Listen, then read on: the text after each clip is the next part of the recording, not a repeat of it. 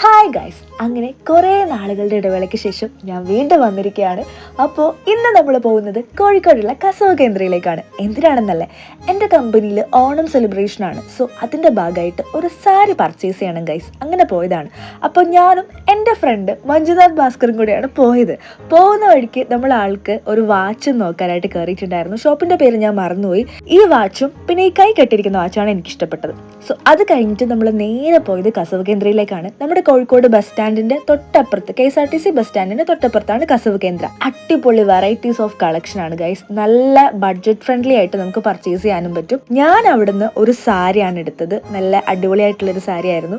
അതും നമുക്ക് ബിലോ 1000 റേഞ്ചിൽ കിട്ടിയിട്ടുണ്ടായിരുന്നു. സോ അത് കഴിഞ്ഞിട്ട് നമ്മൾ നേരെ വൈകിട്ടായപ്പോൾ SM സ്ട്രീറ്റിലേക്ക് പോയി. സൺഡേ ആണ് നമ്മൾ പോയത്. നല്ല തിരക്കുണ്ടായിരുന്നു. അങ്ങനെ ആ ഡേ നമ്മൾ വൈൻഡപ്പ് ചെയ്തു. അപ്പോൾ ഇത്രയേ ഉള്ളൂ.